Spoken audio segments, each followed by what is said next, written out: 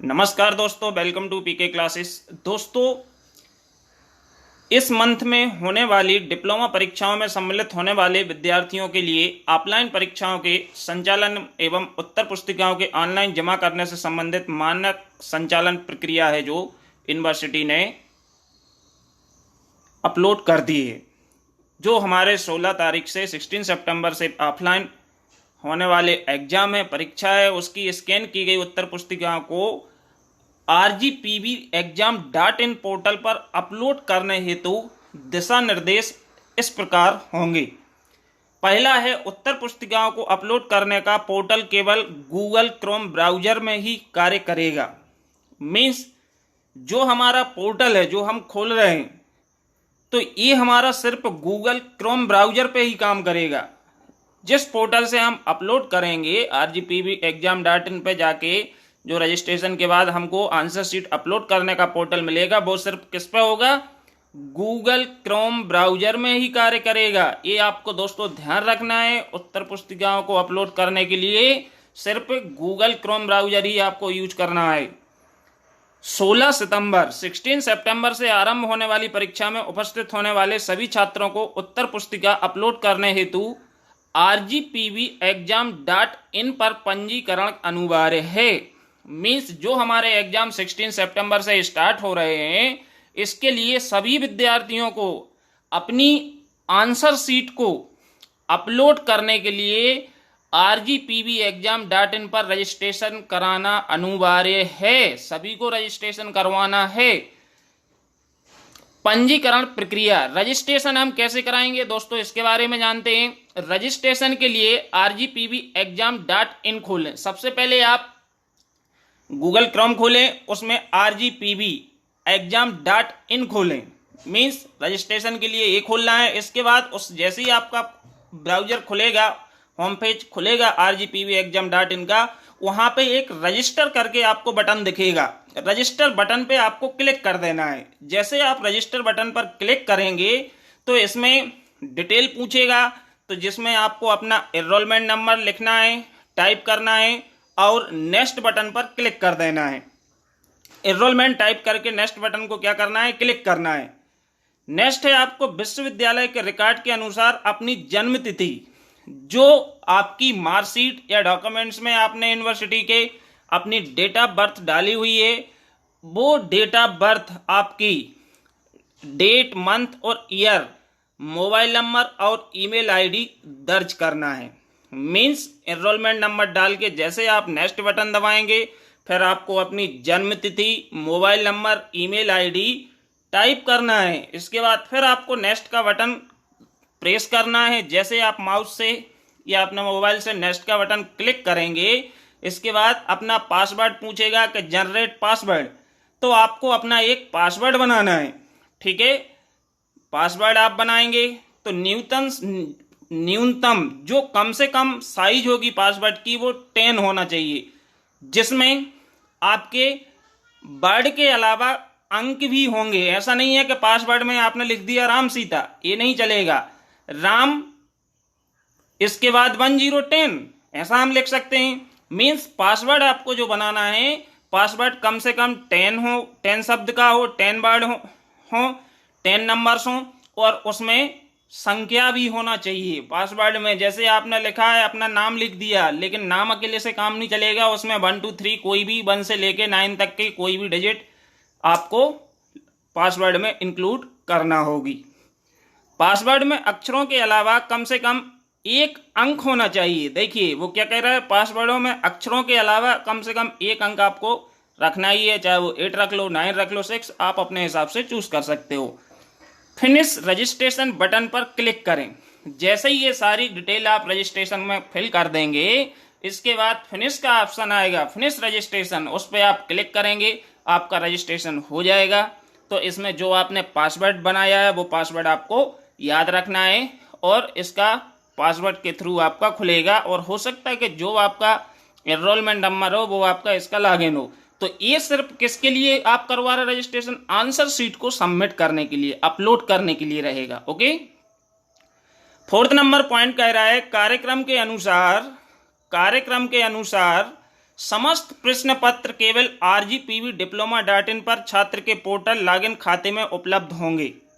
Means जितने भी paper हैं ये टाइम टेबल के अनुसार आपका जो पोर्टल है आरजीपीवी का, उस पर आपका जो स्टूडेंट पोर्टल है उसके खाते में मीन्स अकाउंट पे हैं जो ये अवेलेबल होंगे, उस पर अपलोड किए जाएंगे, जहां से छात्र अपना पेपर है जो डाउनलोड कर सकते हैं या देख सकते हैं।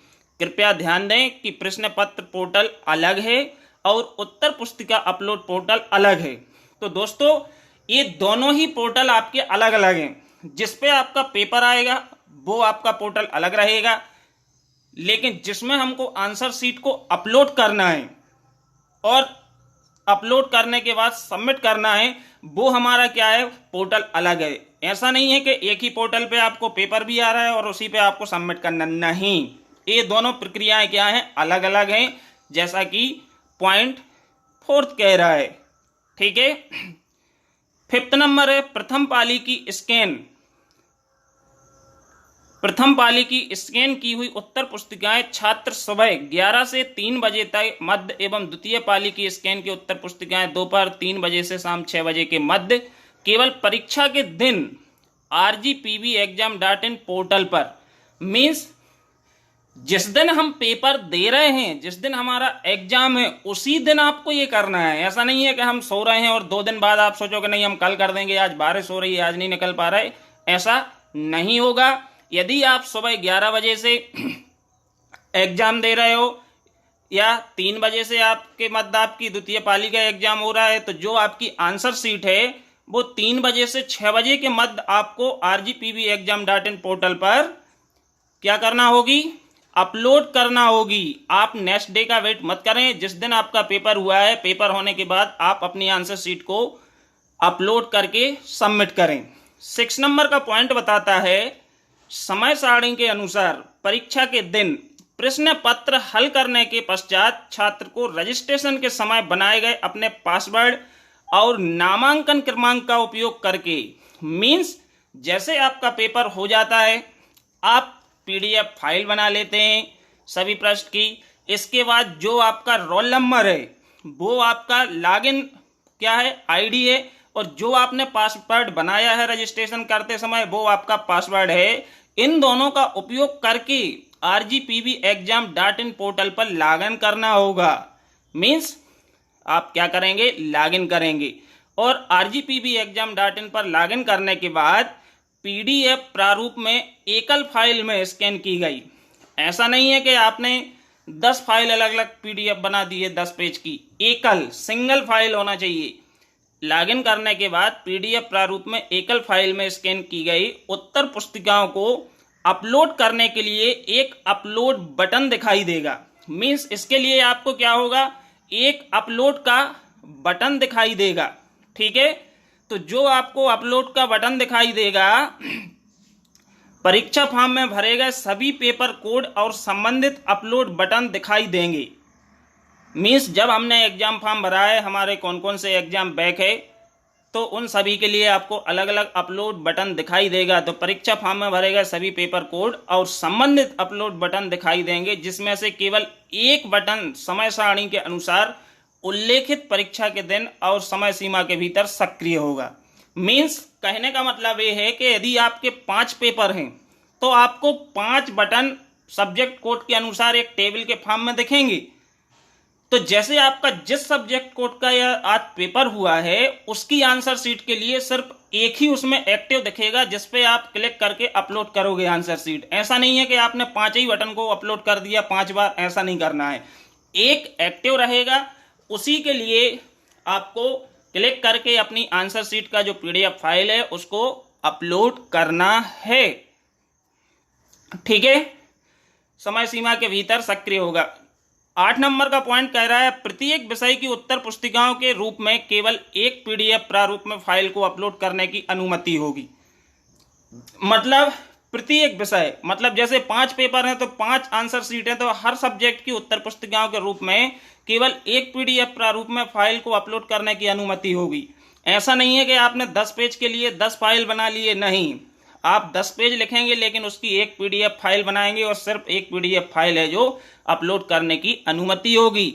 और स्कैन कर बनाई गई पीडीएफ फाइल का प्रथम पृष्ठ विश्वविद्यालय के पोर्टल rgpvdiploma.in से डाउनलोड किया गया प्रथम पृष्ठ ही होना चाहिए।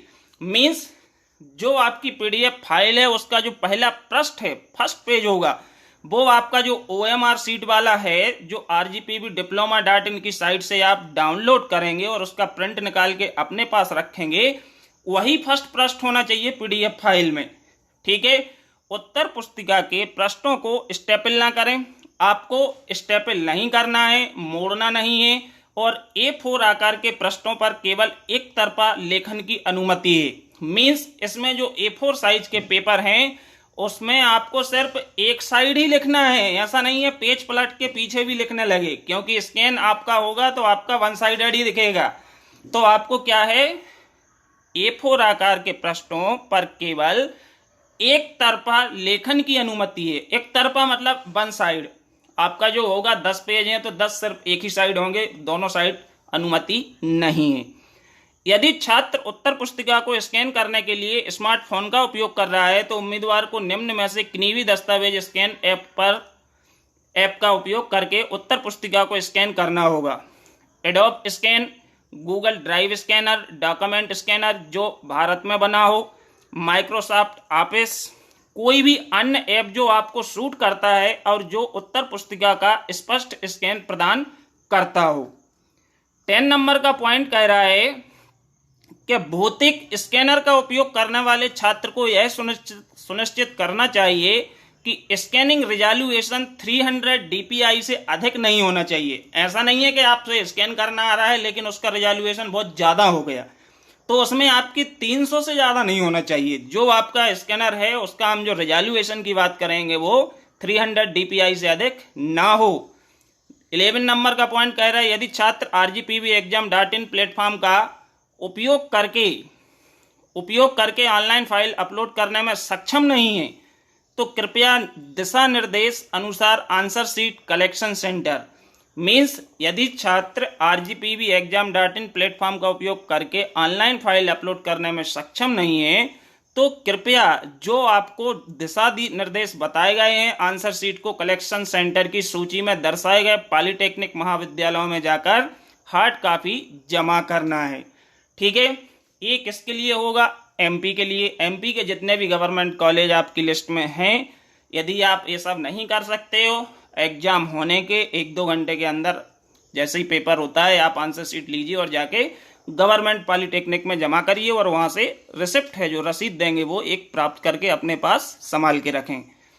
12 नंबर का पॉइंट कहता है उत्तर पुस्तिका का पूर्ण उपयोग करें, अनावश्यक खाली स्थान ना छोड़ें। मीन्स जो आप आंसर शीट लिख रहे हो A4 साइज में उसका सही से उपयोग करें। अनावश्यक मीन्स खाली जगह ना छोड़ें, 4 लाइनें छोड़ दिए फिर लिख रहे, 4 लाइनें छोड़ दिए फिर लिख रहे, अनावश्यक खाली स्थान ना छोड़ें।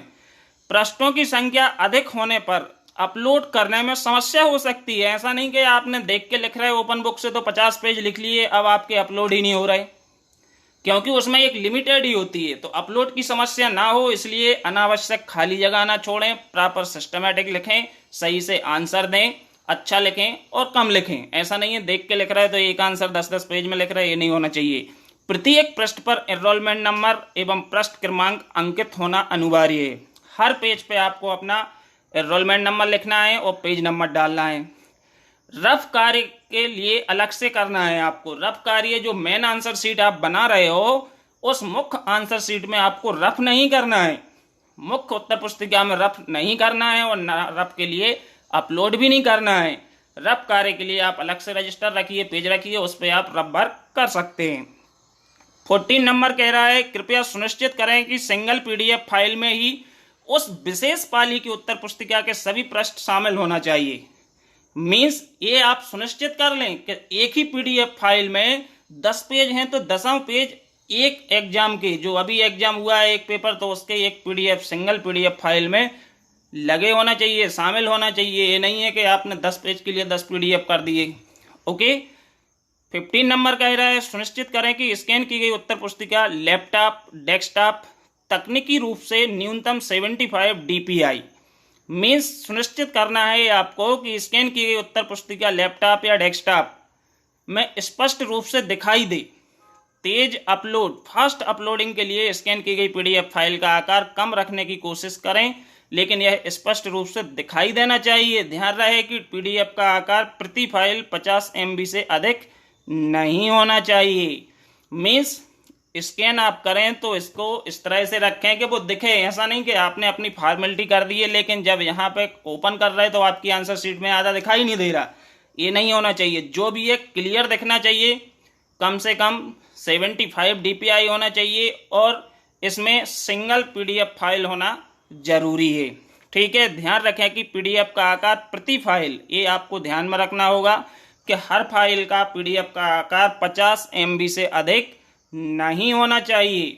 16 नंबर पॉइंट कहता है उत्तर लिखने के लिए काले पेन का प्रयोग अनिवार्य है।